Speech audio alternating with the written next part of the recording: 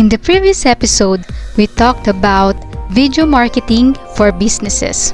Pero kung video marketer ka, inevitably mapupunta ka dun sa paggawa ng ads or paggawa ng video sales letter. In this episode, we will be talking about how to have leads overload using Facebook ads.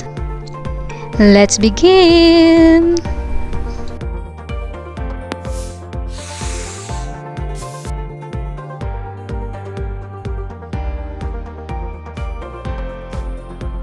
Hello everyone! Welcome to the Beautiful Mind and Soul podcast, where stories of faith, courage, and success inspire you to dream big and take action. I am your host, Shimi Hapay, and our guest for today is the Managing Director of Reso Marketing Solutions, an internet marketing company that specializes in growing business using online ads, websites, chatbots, and marketing automation through consulting and done-for-you services. He's one of the best Facebook marketers in the Philippines, and he also created the Social Selling Engine, a proprietary online marketing and selling method that does not use websites. Woo! A lot. We're so excited. So now let's welcome Mr. Ruelo. Woo! Yes. Thank you for the long and very accurate intro. Oo nga May po minention ka lang na social selling engine. Unfortunately, the social selling engine is not available right now kasi because of COVID naging kami affected kami with the shipment, so we stopped acquiring clients. But before we closed down, we were able to offer it to three businesses before nag-COVID. Then still active naman sila ngayon. Just to clarify, what the hell is a social selling engine? So I just want to make it clear na that's what it's about. Sige, thank you, Shim. Yes. And nakita ko po yung mga post niyo before about this online marketing platform. Napaka talaga siya, napaka-benta sa mga tao. And ngayon nga, currently, dahil nga po sa COVID, hindi pa po siya available, guys. Pero abangan nyo lang yung mga post ni Sir Rowil about that.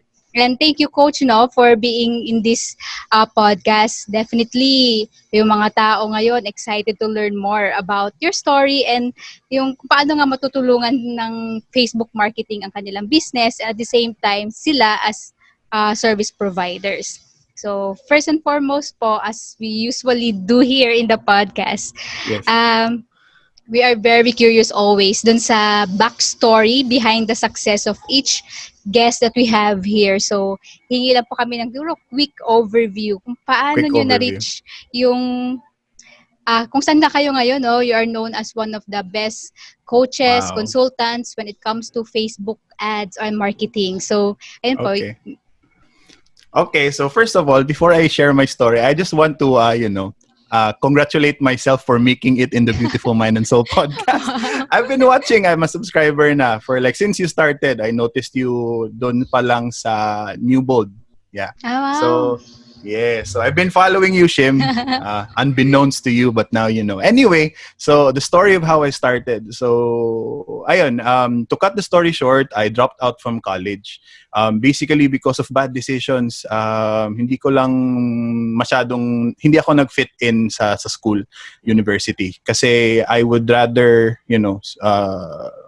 go outside than to spend hours in the classroom and arguing with myself, gagamitin ko ba talaga to in the real world? So that has always been parang argument ko, no? And then eventually, I lumayas ako ng Cagayan de Oro for some reason. I went to a strange city sa Surigao City. It's still in Mindanao, just one boat ride from Siargao Island. So I was a musician there. Tapos at that time, I was a graphic designer din while also singing in a bar. So medyo rumaraket ako. And then eventually, I got my girlfriend pregnant. A girlfriend which I known only for 4 months. I got her pregnant and we got married. I thought to myself, parang I won't make it if I just continue playing music for a living. Tapos I took my VA pa ako that time, VA career seriously. So, yun, I got hired by all of these mga weird odd jobs. Some jobs na I'm not really proud of, but eventually I got hired by an Australian agency where I worked for 2 years. And that's where I learned Facebook ads. So they focus mainly on roofing, landscaping, yung mga service provider ng mga niches, solar, so lead gen. So that's where I started with Facebook advertising.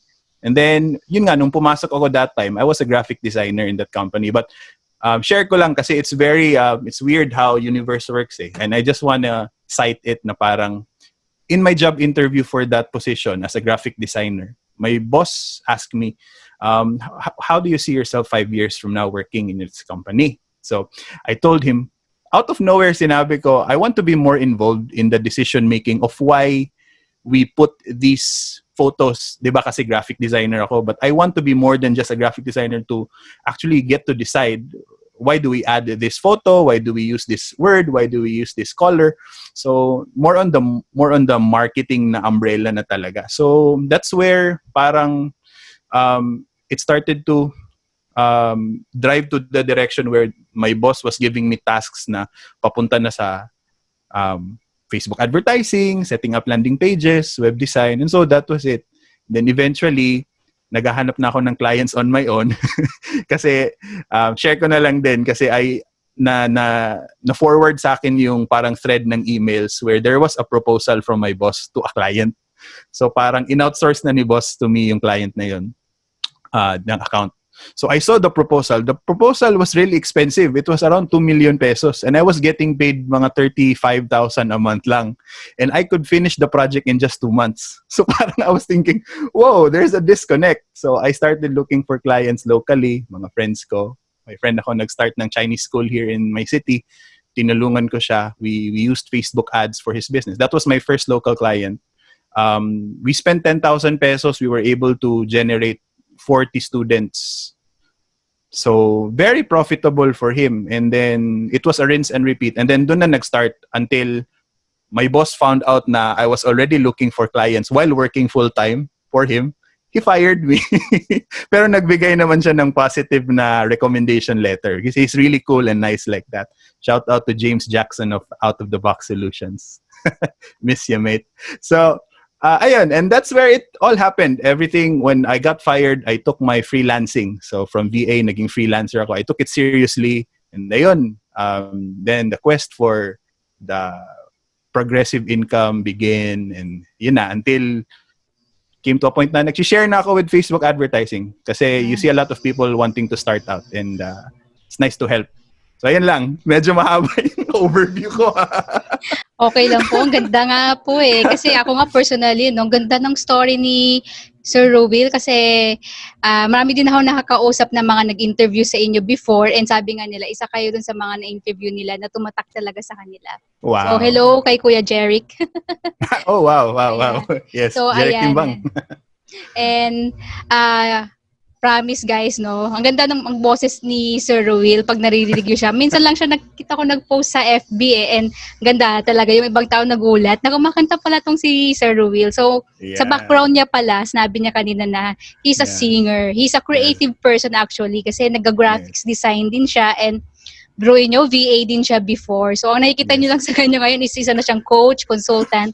Pero yung background niya talaga, nagsimula din siya dun sa foundation which is learning a skill, knowing a skill na pwede mo namang tulungan yung ibang tao with. So, yan, parang freelancing talaga, no? VA, and you're helping other people. And ang ganda ng story niya na since nagsimula siya na medyo, yung bad decisions nga, eventually, he grow as a person and naging mature siya with his decision. Hindi niya tinignan yung past niya na, ganito kasi nangyari sa past ko eh. Hindi.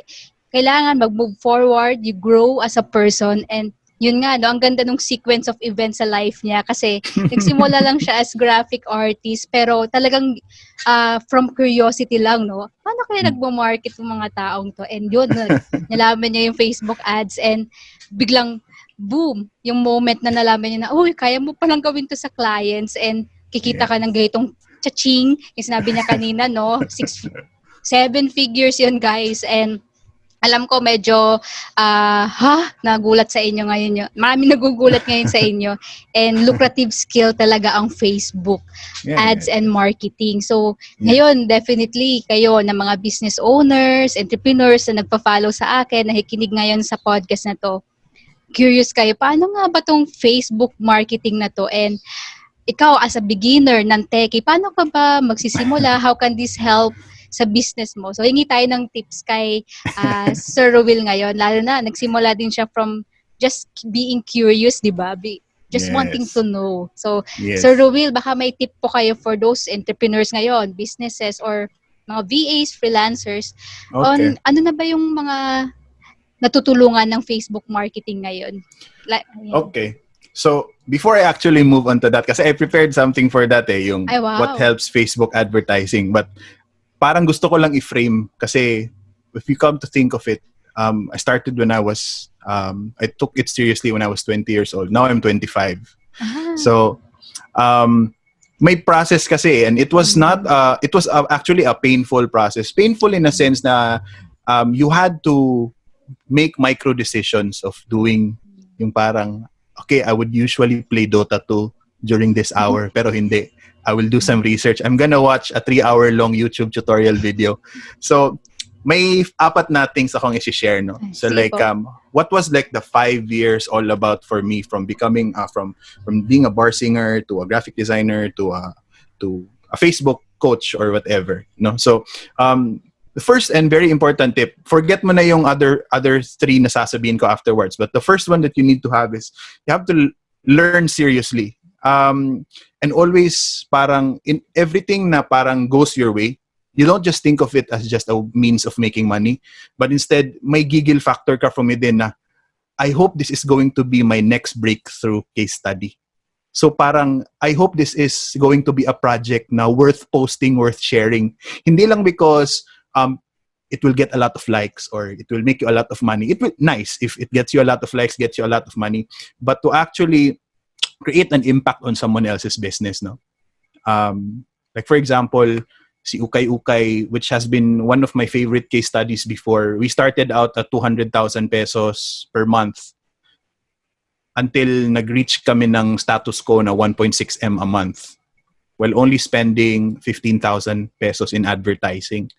But during COVID, bumaba siya, naging mga around 900, 800 na lang. But it's because of the logistics. But that has always been like my goal. Like, what's my next Ukay Ukay case study? Right now, I'm seeing the restaurant chatbots and also even the Leads Overload 6-day program, which we'll talk about later. So I just think that if there's one thing that you should always focus on is always try to look for that case study na breakthrough na ipagmamalaki mo yung parang ribbon or medal during graduation that you'll always be proud of. And then the following is setting progressive income goals, which is like the second one. Always try to increase the income if you can while without losing your soul. So yun lang.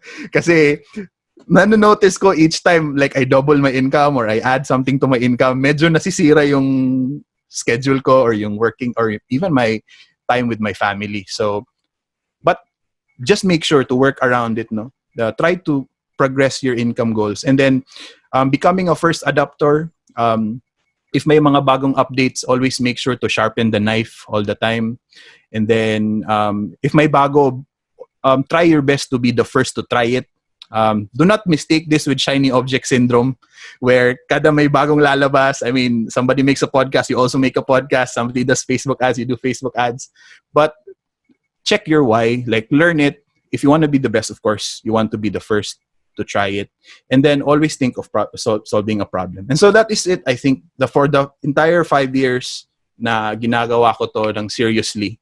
Those are the 4 things that I focus on lang talaga. Just be ahead, just do that, and always look for that breakthrough case study. And so, we transition to the Facebook advertising. Okay ba?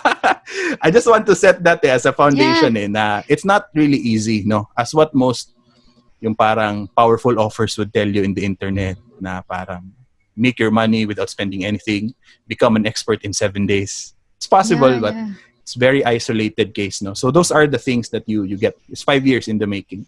And then, okay, so we transition to Facebook marketing. Wait lang po. Before din tayo mag-transition, I just want to thank you po for sharing those tips, no? Kasi hindi nila nakita yung journey, yung 5 years, and ano yung natutunan nyo, yung takeaways nyo, and tama nga yan, BCS or Breakthrough Case Study. Kahit ako personally as a freelancer, a digital marketer, yun talaga yung parang nagpapagising sa akin every morning, ano ba pwede kong gawin to help this client of mine? Yes. Sabi nga nila, selling or sales come from a root word which means serving. So, yan, you Wow. need to create that impact sa buhay ng ibang tao. And doon, talagang foundation yan eh. Kasi kung puro pera-pera lang, parang pati sarili mo, mapapagod ka rin eventually in the Yes. future. Kahit marami ka ng Yes. pera, kung wala namang purpose yung ginagawa mo, wala True. din. So, yan. Thank you, Coach, for sharing that. Kasi kahit ako na-enlighten na, talaga, nagpapatong-patong yung knowledge ko dito sa podcast na to. And I'm glad to share this with other people as well. So, Yeah. mga nakikinig. And yun po, pwede na tayong mag-proceed sa Facebook marketing, which is, ayan, excited na sila to learn more about. So, thank you, Coach. Okay. All right, Shim. So for Facebook advertising and marketing, no, let's just differentiate. Kasi I'm just gonna base it to my core offer, which is Facebook advertising lang talaga. So there are a lot of ways to market on Facebook, like growing a group, a Facebook group, Facebook ads, organic posting, social media management. All falls under Facebook marketing na spectrum. But yung piece of the pie ko is advertising, so paid, no? So, ito yung for the lazy people that who would prefer to just give cash in exchange of attention. So, yun lang siya. Why I think that, with respect to all the other platforms, no, which, especially email is still the best for me. But I won't talk about something na hindi ako, let's say, expert. But Facebook advertising, it really works for me, and it works with the way I work. Kasi once you set up Facebook ads, you can just leave it for the next 3 months, 6 months, 1 week. Depende sa'yo how long you want to not touch it. But if you set it up properly, you can have a campaign that will run for 1 year and still give you great results. So this is this is my goal for my clients, no, to create campaigns for them. Syempre, in the beginning, would be testing, no? What should work, what should do this, mga gimmicks na gagawin dito, mga offers. But eventually, you want to get to a point where may rinse and repeat ka na Facebook ad campaign where when you launch it, hindi mo siya itatouch for the next 6 months, 3 months, and still it's gonna work okay. So that has always been my goal. And the reason that I really like Facebook advertising is the ease of use. It's very easy to use. Also, the massive support ng community ng Facebook advertising. Maraming coaches naglalabasan everywhere, and I'm one of them. And that's actually a good thing because it means there is a surplus of information and guidance. And that also means that the only reason that you don't succeed in Facebook advertising is not because of the lack of coaches or the information, but the lack of action. So, yan lang talaga ang most na there's a coach for everyone. And so yun lang, I just want to clarify kasi on that with Facebook ads, sometimes it doesn't work for this coach or sometimes it doesn't work for this method, but eventually you'll find one. Just do it. And then also visibility, no, for Facebook advertising. Again, we already know that people are gonna watch this on Facebook. We're gonna promote this podcast on Facebook. I'm gonna post something on Facebook after this podcast. So basically, even my wedding photos are on Facebook. So what I'm trying to say is everybody is on Facebook right now. And so if you're trying to reach the majority of the market, Facebook really is the place. And also, Instagram then is part of Facebook's network. So also WhatsApp. So malaki talaga yung reach niya. But it will not replace anything. It will not replace emails. It will not replace SMS marketing. But it will augment, It will help you build your list and everything like that. So visibility lang talaga. If you want to have a platform that is the fastest way to reach your customers, then Facebook is one of the best options that you have. And then automation. Si automation naman is yun nga. You can, for example, I want to set up my Facebook ads na ang makakakita lang sa Facebook ads are owners of business pages on Facebook.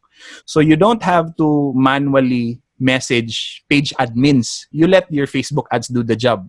Constantly reminding them na, hey, I have an offer, and since you're a business page owner, maybe you would take the offer. Maybe your product is like a POS, diba? For example, POS for restaurants, point of sale, no? So you would target restaurant page admins kasi sila yung mostly owners of the restaurants are admins of the restaurant Facebook page. So those are things that you can do. You can automate it. And then Facebook has really big data and you can tap into that using their ads manager platform. So that's automation. Also for retargeting, for example, somebody visits your website. For the next 7 days, they will see your ad again and again and again. And in fact, if you visit rowilo.com and you click that and hit enter on your browser, in the next 30 days, you're going to see my face, my voice over and over again. So good luck with that. So that's for automation. And then omnipresence also, it's like it works together din eh. Yun nga, it goes back to retargeting. So I do believe na parang when you give an offer in the internet or even everywhere in any marketplace, you don't really expect that 100% will convert, no? So let's just say the conversion rate is 2%, okay? So you have 100 leads. Let's say you convert 2%, so you have 2 conversions. What happens to the 98? And you have to remember that when you're using Facebook ads, yung 98 people are already targeted. So it's not just na hindi nila gusto yung product mo. The reason could be they aren't ready to buy yet. So what do you do? What do you do to be top of mind? Now, when they are ready to make a buyer's decision, ikaw yung iisipin nila. So you do retargeting. So omnipresence lang. You can run retargeting campaigns for 60 pesos a day, very cheap lang, just to make sure na they see your face all the time.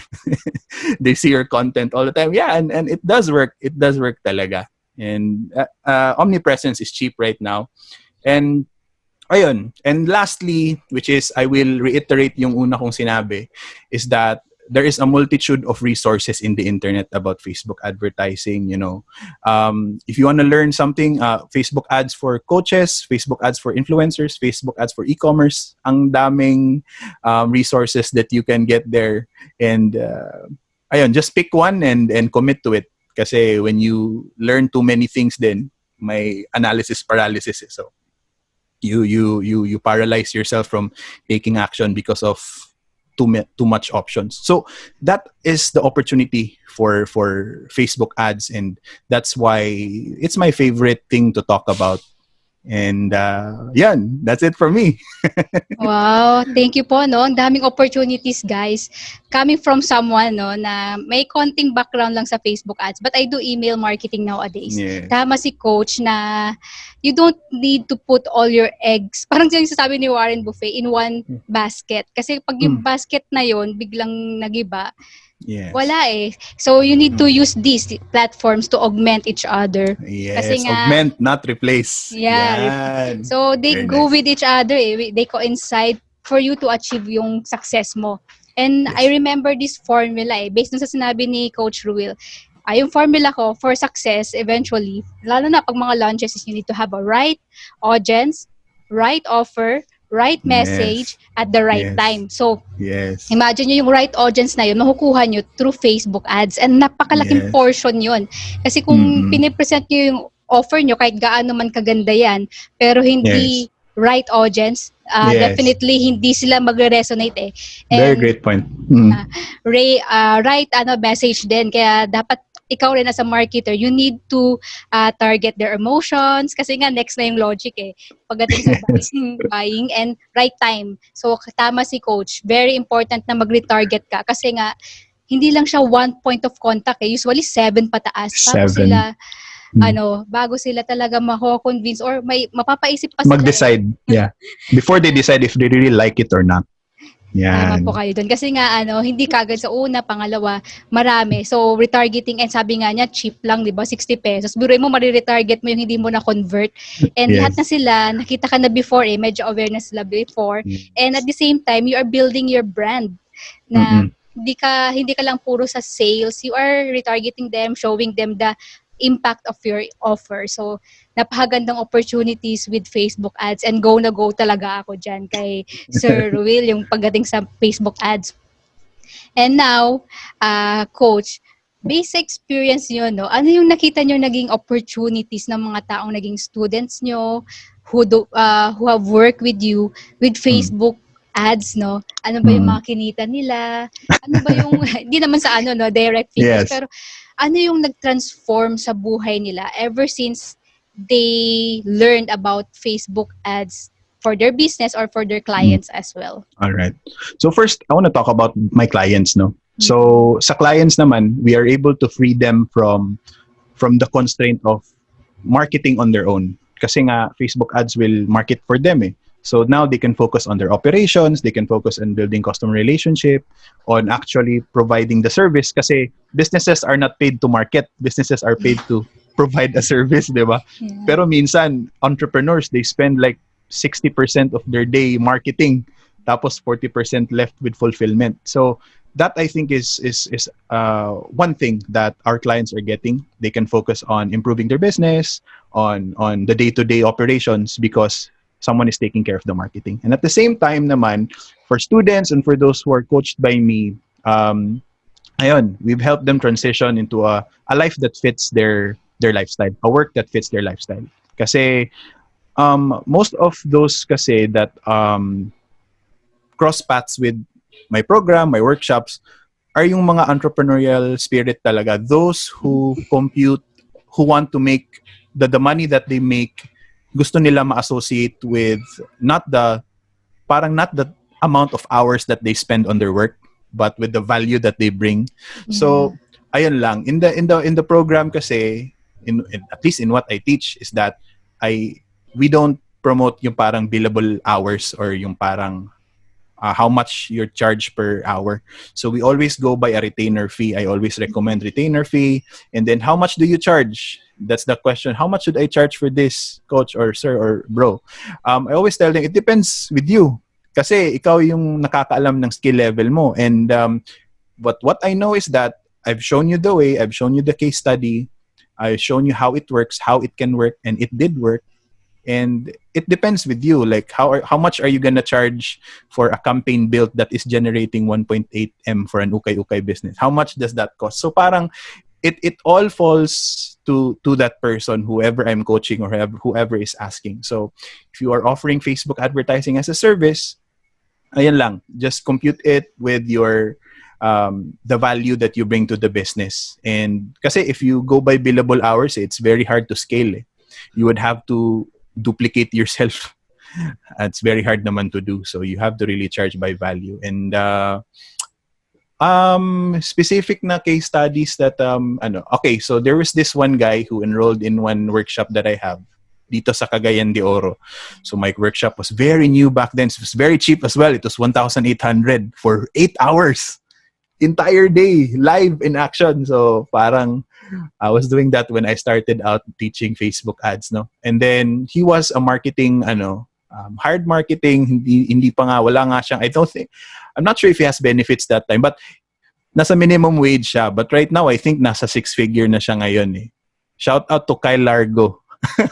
He was a marketing staff from a memorial park. So, cemetery, selling lots for dead people.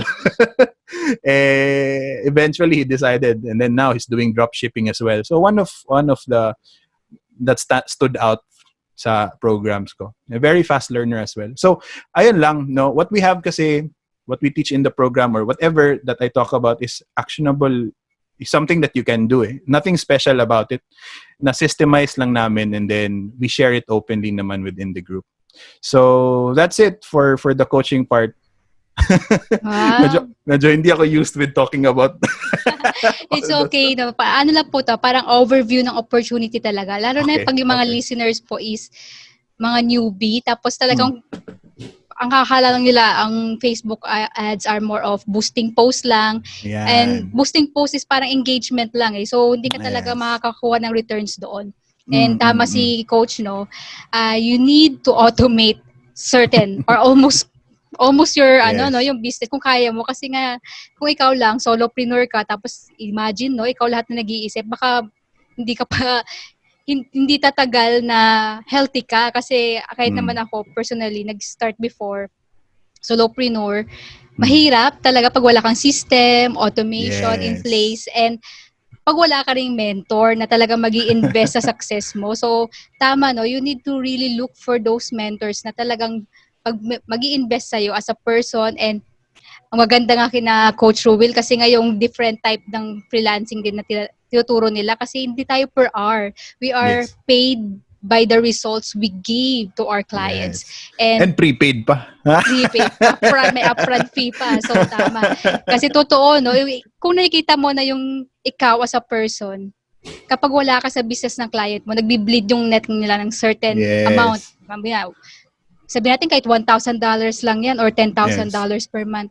Imagine kung andun ka, helping them, giving Yeah. value, serving Yes. them, Yes. mabibigyan mo sila ng ganong amount and ikaw na bahala mag-decide kung 10% nun, pwede rin commission Yes. basis. So, ang dami and there's opportunity. There are a lot of opportunities talaga pag if aware ka lang sa mga lucrative skills na to. So, Yes. ayan, we will discuss more of this later kasi may magandang program si Sir Rowil eh. And definitely during the time na i-release itong podcast, sakto, may free webinar siya. Pero before we go on with that, no, curious lang din ako eh. Kasi sa tinagal ng journey ni Coach Yes. Rowil, definitely marami siya naka-interact ng mga successful entrepreneurs, kahit siya mismo personally eh. And I want to ask, what are the 3 traits for him? At least yung 3 best traits ng mga Ay. successful person na nakilala niya or kahit siya rin as a successful Okay. entrepreneur. Sige. So what are the three common characteristics of successful entrepreneur? So reference ko dito is siguro myself and also especially my clients kasi I really see a pattern eh. I can see talaga when a client is going to succeed or not, or when a client is going to be a long-term client or not. So there are 3 things that I look for. I look for talaga yung freelancer ang namimili ng client. And yes, that's a reality. You really have to choose wisely because you are gonna spend numerous hours setting up in these people. Tapos, after 1 month or 2 months, hindi pala sila magiging long-term client. And all of those effort that you made, treating their business like your own business is gonna be useless. And sayang. So, I look for 3 things, no? Willingness to learn and unlearn. So, maraming tao na entrepreneurs who assume that they know everything that they need to know. But then, sila yung nag-email, I need your help. So, that defeats the, parang hindi siya nagko-coincide. So, there's a disconnect there. So, you really have to accept the fact that there are people who know better than you in other topics. For example, si Shimi. Shimi is helping me with something right now. And I'm very grateful for it. She's doing a really great job. And also to unlearn. For example na lang, this is a very common case in my program sa Facebook na program ko. Because a lot of people in there are coming from a direct response copywriting na style. But in Facebook ads kasi, you have parameters to work with it. You can say you can say lose weight, you can say fat, you can say all of these things na mga buzzwords. So you have to unlearn a few things that in the direct response copywriting world are known as powerful na mga hooks. But in Facebook ads, hindi siya pwede. Hindi siya mag-work kasi. So those are just things that you really need to, a quality that you need to have is to learn and unlearn. Learn to accept na nothing is absolute. You can't say that Facebook is the best. You can't say that email is the best. So again, they just augment each other. So that's number 1. Number 2 is possess the ability of working alone comfortably. So you really have to accept the fact na when you are doing this entrepreneurial thing, you are part of the crazy team because you're gonna have a lot of crazy ideas. Your wife is gonna tell you, tama pa ba yung ginagawa mo? Or are you sure? Parang 4 a.m. ka na natulog. But you really have to learn the skill of working alone. Kasi if you can't you have to convince yourself first eh. And so you can have the drive to keep on chasing that idea, chasing that new whatever that you're trying to learn or this niche that you're trying to nail down. So you're gonna have to be comfortable with working with yourself and being alone with your thoughts. Very important. Kasi most of the time it's that way. Hindi ka relatable. Yung ideas mo are very weird. Siguro if I talk to Shimi can understand, but we are not majority. We are minority. So welcome to the club. And number 3 quality naman is be passionate about something. Don't just look at the money. So if you just look at the money, I have yet to see a factory na parang happy na factory. When I picture out a factory in my brain, it's always like a black and white photo, a black and white na scenario where everything is boring, everyone is grogging, everyone is, dragging themselves to work.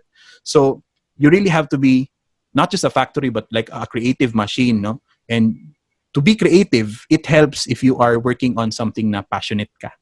So, ayun, you really have to be passionate about something. It has to, be like a part of your soul. Ayan, Mind and Soul podcast eh. So, yan lang talaga, no? It really, kasi at the end of the day, money is money. But to actually talk about your work with passion, to not feel tired na kahit 3 a.m. nag-add value ka on Facebook, on LinkedIn, on your email list. So those are the 3 things, no? Willingness to learn and unlearn, possess the ability of working alone comfortably, and number 3 is be passionate about something and look beyond the money. Yan. Amazing tips po talaga.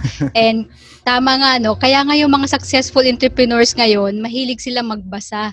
Isa yun sa mga qualities nila. Kasi nga, they are always in the continuous search of knowledge. And kapag meron silang alam na hindi pala talaga nandoon, they need to unlearn that and absorb lang ulit.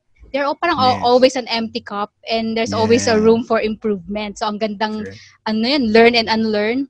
And then yun nga, be passionate in what you do. Kasi nga, kung hindi ka naman passionate, parang napipilitan ka lang din. You created your own cage. So, wag naman, kaibigan, kapatid, kapuso, kung ano ka man na nanonood dito at nakikinig sa podcast.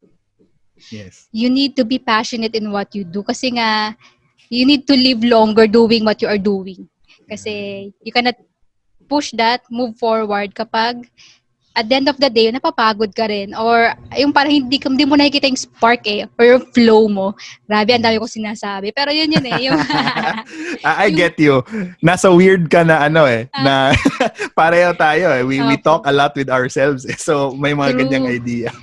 Grabe yung ideation, no? Kung yung strength ni Sir Rowil at mga ibang nakaka-interview ko dito, ideation talaga. They have these weird ideas na kahit yung mga partners nila, minsan nahihirapan na sa umpisa, pero eventually makikita nila, ano pala yung opportunity sa idea mo na yan. Kaya, at the end, talagang isusupport ka rin nila yan. So, thank you, Coach Rowil. Ang dami kong learnings and ang dami ko rin nagsabi. Pasensya na, guys. Sorry, ganito po kami dito and we just want to parang casual lang. Wala naman masyadong script and all. We need to have this flow din habang may mga interview. And going back, no, yung sa si Sir Rowil ay may webinar this week and he will be sharing sa atin, napakalaki natin, no, an overview of what he will be talking about, lalo na din sa tatawag ng Leads Overload Program. Okay. So, thank you, Shimi. Okay, so I've been doing a 6-day Leads Overload Program last month. So, na-start namin siya. We were able to have around 70 plus students there. And then we're gonna relaunch it for the month of May. But I want to invite you guys, just to dip your toes in the water. Try and test it out. But let me share you an idea of, this is what I think Facebook ads should be about, at least for me, the way I see it is that it should be simple. It should be as simple as possible. And it should allow you to constantly reach your cold audiences, yung mga strangers na targeted, but at the same time, it reminds those na hindi pa ready bumili na, hey, maybe you're ready to buy now. Are you ready to buy now? Are you ready to buy now? In a very subtle and non-invasive way. And at the same time, yung mga buyers na, those who have bought from you already, they also get reminded to buy again. And so that I think is one of, it's a very, how would you call this? Parang full spectrum na approach in creating Facebook advertising. Kasi we are used to running Facebook ads na parang conversion ads lang. And then if bumili si customer, okay. If hindi, then okay lang. I just move on. I just keep on targeting a cold audience. But hear this, if your conversion rate is, let's say, 10%, and if you're, reaching out to 100 people and only 10 people are buying, what happens to the 90 people? And so that, I think, is a very important conversation that you need to have when it comes to your leads, to your sales, to your business, is because you're missing a huge share of your audience. Eh. So yan lang. We just focus on that topic on the webinar. The date, I believe, is going to be posted by Shim because I forgot the exact date. But yeah, I forgot. But it's a leads overload overview of the leads overload program. We're going to talk about how you can do that, how to promote yourself on Facebook using Facebook ads repeatedly, reach your customers repeatedly, and get their fence sitters to buy now and get your current customers to buy again. And also at the same time on the webinar, I'm going to share with you something. So there's going to be a worksheet that I give out, and also I'm going to walk you through how you do that worksheet. So it's going to be for free as well. So just dipping your toes. Let's see if it's the right fit for you. And also I'm giving away my chatbot template. So for free na naman. So there are a lot of free stuff happening here. And the reason that I'm doing this is just to set my best foot forward with you guys. So wala naman eh. So yan lang. Hope to see you in the webinar. It's gonna be a live webinar. And hopefully meron tayong replay. Depends. But it's gonna be a live webinar. And if you can attend the live webinar, it would be best kasi there will also be a Q&A on that live webinar. Hope to see you there. 1 hour lang siya. So, wala namang masyadong ano. So, that's it. Thank you for sharing that opportunity po, no? So, this week, Wednesday, I'm releasing this podcast. So, kung late na po kayo nakikinig or nanonood, it is the 3rd week of May. And Thursday, May 28. So, guys, May 28. I'll be posting the registration link here in the description and comments area of this post, as well as sa YouTube channel ko, sa podcast channel. Go check on that link. Register na kayo. Wala namang mawawala. Andito lang naman tayo sa bahay. And you need to learn these lucrative skills. And check nyo if this fits for you and for your business or for whatever plans you have in the future. Just go attend that webinar. And maraming freebies, free stuff. And kahit ako guys, attend ako. And pasensya na dun sa mga late na makakapanood po nito. Pero mali natin in the future, there will be another run. Pero if you are watching this during the 3rd week of May, ayan, register na kayo dyan sa link. And we are there. We will be there too. Kasi kahit ako, gusto ko rin matutunan tong leads overload program. And we'll support you, Coach Rowil. Thank you. And thank you for the time you spent with us dito sa podcast na to. It was a well worth time na maraming learnings and opportunities din kaming natutunan sa inyo. And guys, yun pala sir, meron po silang way to check out on you or to follow you, mga social media channel or handles nyo. Ayan. Sige, if you want to see my retargeting ads, just go to my website, rowilrowelo.com. Once you hit enter on the browser, expect to see my ads in the next 30 days of your life. Totoo yun, guys. And ano naman to, if you are really interested learning more about this, quality content yung nire-release ni Sir Rowil, kahit sa mismong Facebook page niya. And friend ko siya dun sa Facebook, kaya nga lagi ko nakikita yung content niya. And medyo mind-boggling minsan na, hindi ko to alam, itong tip na to. And sinishare niya lang openly. So guys, try nyo rin na friend request kung in the future. Pero tingnan natin kung ma-accept ka. Pero, follow nyo muna yung Parang ang snob naman. But yes, send me a friend request so I can ignore it. Joke lang. Hindi. Follow nyo yung kanyang website na sinabi niya kanina. And yung mga retargeting ads niya is full of value na kahit makita nyo lang sa newsfeed nyo, you can engage, like, put a comment there para let's support him also. And yun nga, guys, sa mga nakikinig, nanonood, lagi ko sinasabi sa inyo, you don't need to be great to start in anything. You just need to start to be great. And I'm always here supporting you, inspire you in any way that I can, really to dream big and take action. So I leave everything to our God above. There is Jesus. To God be the glory. Bye, everyone.